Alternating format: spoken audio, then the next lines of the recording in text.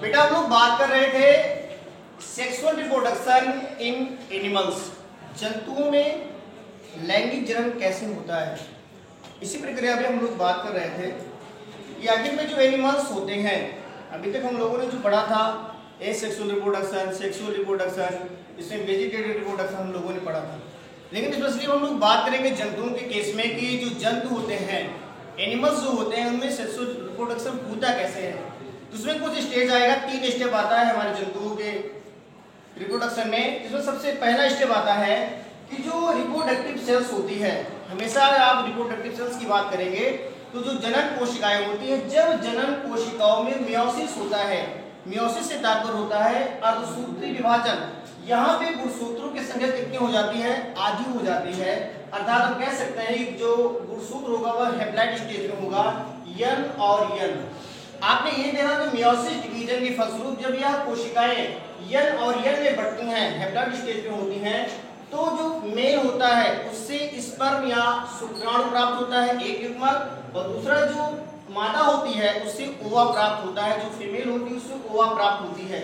ये इनका दोनों का जो फ्यूजन होता है, संलयन होता है, या यूं कह सकते हैं मेल और फीमेल का जब आपस में संलयन होता है, फ्यूजन होता है, तो एक प्रोसेस होता है जिसको हम लोग बोलते हैं फर्टिलाइजेशन का प्रोसेस।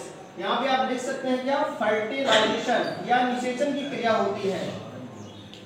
फर्टिलाइजेशन TION, यहाँ पे एक निषेचन की क्रिया होती है, और निषेचन क्रिया के फलस्वरूप क्या बनता है, जायगोट बनता है, युग्मनज जिसको हम लोग हिंदी में बोलते हैं, और यह हमेशा 2n स्टेज में होता है।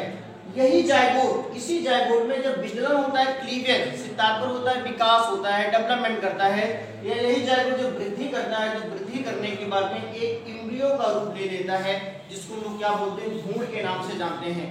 यही भ्रूण जब पूरी तरीके से परिपक्व हो जाता है, मैच्योर हो जाता है, तो मैच्योर होने के फलस्वरूप एक शिशु का जन्म होता है। यही पूरा प्रोसेस हमारे सारे जंतुओं में होता है। लैंगिक जनन की जो क्रियाएं होती हैं वह मियोसिस डिवीजन से लेकर और लास्ट में शिशु के जन्म तक की क्या होती है, चलती रहती है। अगर आप किसी एनिमल्स के डेवलप की बात करते हैं कि उसका भ्रूण कैसे डेवलप होता है, तो ये जो निषेचन की क्रिया है, निषेचन क्रिया के फलस्वरूप 1 हफ्ते तक करीब में जो यूट्रस होता है वहां पे जो जायगोट होता है वो घूमता रहता है। 1 हफ्ते के बाद में जो दूसरा स्टेज आता है, 2 महीने की अवस्था में एक जायगोट का रूप ले लेता है, और इस जायगोट में जो शिशु होता है उसका जो सामान्य विकास होना होता है, उसके समस्त अंगों का बेस निकल जाता है।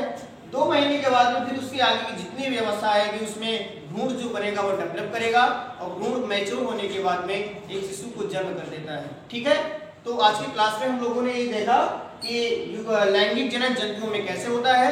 आगे क्लास में हम लोग देखेंगे कि स्पेशली जो मानव हैं, मानव में लैंगिक जनन की प्रक्रियाएं कैसे पूरी होती हैं। ठीक है ना, तो आज की क्लास में इतना ही। Okay, thanks.